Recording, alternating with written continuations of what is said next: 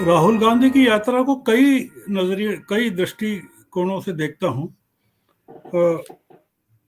वो अतीत के दृष्टिकोण जो मेरे अनुभव हैं कि उनके हिसाब से भी देखता हूं।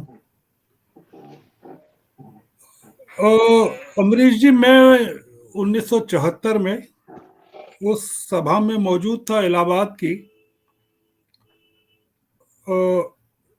बहुत ही अद्भुत सभा थी कि जिसमें मूसलाधार बारिश हो रही थी और जयप्रकाश नारायण उस सभा में भाषण दे रहे थे। वो जो चित्र मैंने तब लिया था जेपी का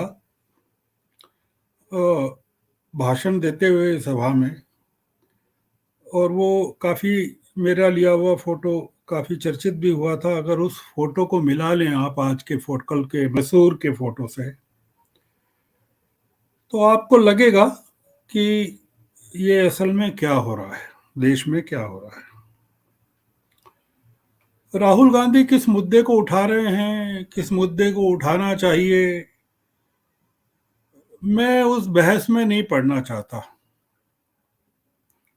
न तो मुझ में उतनी अकल है, न मैं उस चीज को प्राप्त करना चाहता हूं। मैं केवल दो तीन चीजें इस यात्रा में देख रहा हूं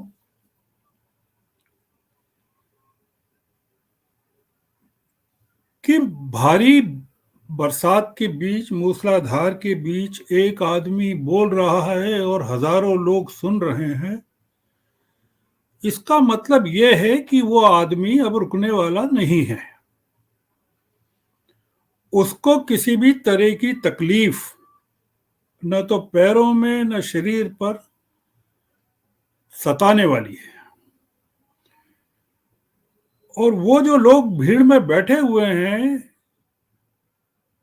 उनमें कई लोग ऐसे होंगे जो गरीब भी होंगे, जिनको भाषा नहीं समझती होगी राहुल गांधी की। वो कन्नड़ भाषी हैं, उनको हिंदी नहीं समझती होगी। वो कुछ देख रहे थे राहुल गांधी में। वो जिस देश को तलाश करना चाह रहे हैं, उस देश को देख रहे थे। आज की परिस्थिति में जबकि पूरा देश डरा हुआ था, विपक्षी दल हाथ बांधे, हाथ जोड़े हुए खड़े हुए हैं एक ही आदमी, एक ही सत्ता के सामने। वो पूरे देश में केवल एक ही आदमी बोल रहा है, वो पूरा देश सुन रहा है। ये राहुल गांधी ने उस चीज को तोड़ दिया है, मोनोपोली को तोड़ दिया है। मैं और ज्यादा इस यात्रा से कुछ होगा कि नहीं होगा, हमारे यहां किसी ने जिक्र नहीं किया। डॉक्टर सुनीलम ने जिक्र किया हो तो मैं सुन नहीं पाया हूंगा। 13-14 महीने तक इस देश के हजारों किसान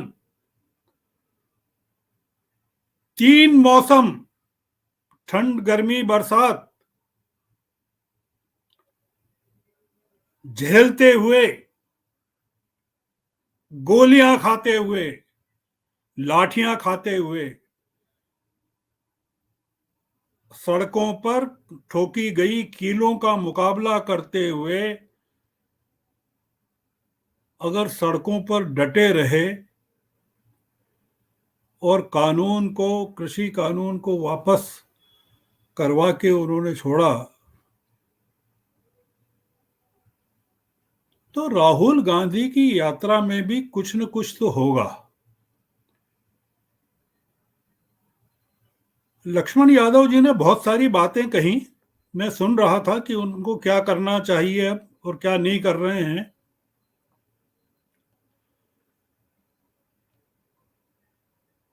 राहुल गांधी लोगों को सुनने के लिए निकले हैं। दक्षिण अफ्रीका से 1915-16 में जब महात्मा गांधी आए थे और पहली बार उनको सलाह दी गई थी कि वो गोपाल कृष्ण गोखले से मिलें जाकर, गोखले जी ने उनको एक ही सलाह दी थी कि आप पूरे देश की यात्रा कीजिए, पहले इस देश को समझना जरूरी है आपके लिए।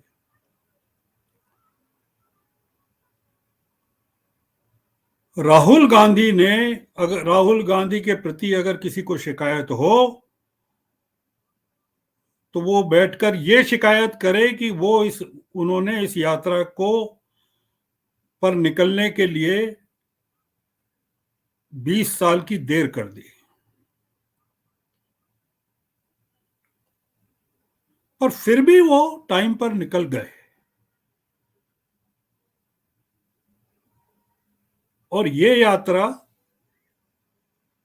अब रुकने वाली नहीं है, और अगर रुकेगी तो देश रुक जाएगा। इस यात्रा ने भारतीय जनता पार्टी और आरएसएस की भाषा को बदल दिया है।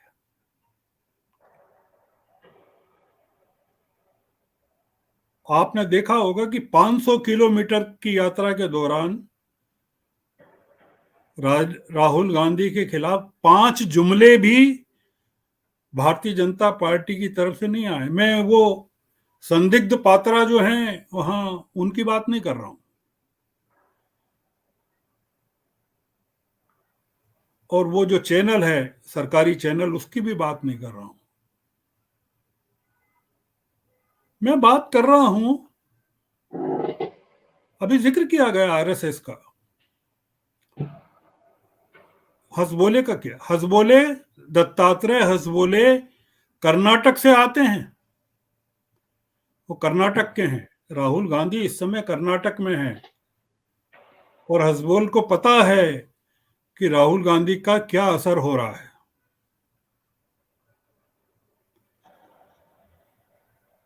नितिन गडकरी ज्यादा समझदार थे। नितिन गडकरी, जो अब राहुल गांधी कह रहे हैं या हसबोल ने जो कहा, वो वही बात कर रहे थे। उनका अभी कुछ दिन पहले का वीडियो सुनिए आप, जिसमें वो कह रहे हैं कि हम अपनी जो ग्रोथ के दावे कर रहे हैं, और भुखमरी, बेरोजगारी जिस तरह की है, और उनको निकाल दिया गया था नेशनल एग्जीक्यूटिव से, तो parliamentary board, national election committee से, और पार्लियामेंट्री। तो इस यात्रा को लेकर मेरे मन में केवल जो बात निकलती है, आप देखिएगा ना, सोनिया गांधी जाएंगी जहां से वो चुनाव लड़ी थी, और प्रियंका गांधी जाएंगी, तो आप देखिए तो सही क्या होता है। राहुल गांधी को अब वापस लौटकर दिल्ली नहीं आना चाहिए। 2024 तक राहुल गांधी को सिर्फ सड़कों पर रहना चाहिए, और देश के तमाम विपक्षी नेताओं को सड़कों पर ले आना चाहिए। तब तो इस यात्रा की सफलता होगी। ये आरएसएस जो कह रही है, ये बहुत बड़ी बात है। आरएसएस समझती है इस चीज को कि क्या इस यात्रा के क्या नतीजे निकलने वाले हैं। तो मैंने जो कहा कि मुझे केवल एक ही चीज का डर है, वो ये है कि ये यात्रा कांग्रेस को ज्यादा अहंकारी नहीं बना दे, एडमंट नहीं बना दे, विपक्षी दलों के प्रति अनुदार नहीं बना दे। जो कमजोर लोग हैं सोसाइटी में, राजनीतिक दलों में, उनसे बातचीत, संवाद खत्म नहीं कर दे।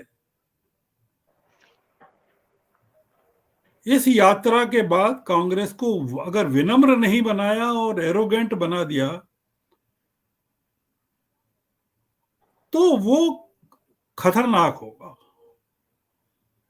राहुल जयप्रकाश नारायण को 1974 के आंदोलन ने अहंकारी नहीं बनाया।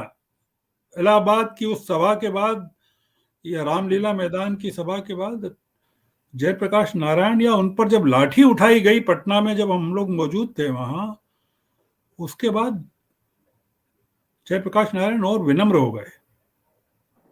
और इसीलिए वो इतने विपक्षी दलों को, जिसमें बिहार के आंदोलन में वामपंथी भी थे और नानाजी देशमुख भी थे और जनसंघ भी थी और समाजवादी भी थे। तो ये जो मामला है, आप देखिए ना कि G23 पूरी की पूरी तरह से गल गया भट्टी में।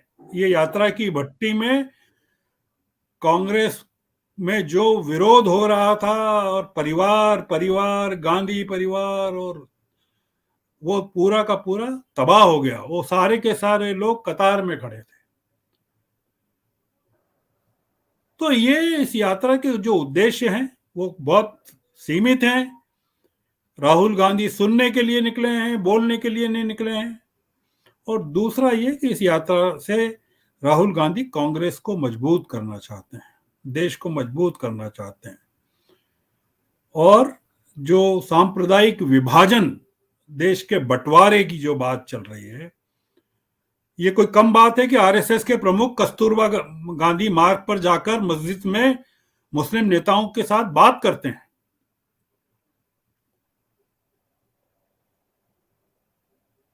तो बहुत सारी चीजें अमरीश जी हो रही है, इस यात्रा के कारण हो रही है। जो परिस्थितियां बदल रही है देश में, उसके कारण हो रही है। और इसके कारण अगर देश में कोई परिवर्तन होता है, लोकतंत्र में की दिशा में कुछ चीजें होती हैं, तो मैं मानता हूं कि कोई उसमें बुराई नहीं है। अगर आरएसएस के लोग अगर यात्रा का स्वागत भी करें तो भी उससे आरएसएस की इज्जत बढ़ेगी। और जी आरएसएस ने कोई, आपने या मैंने तो कोई नहीं देखा कि यात्रा के खिलाफ कोई बयान दिया हो। मैं आखिरी बात जो कहना चाहता हूं वो ये कि इस यात्रा का की अगली संभावना ये होनी चाहिए कि नीतीश कुमार, तेजस्वी यादव, उद्धव ठाकरे, शरद पवार, इन सब लोगों को किसी न किसी पड़ाव पर यात्रा से जुड़ना चाहिए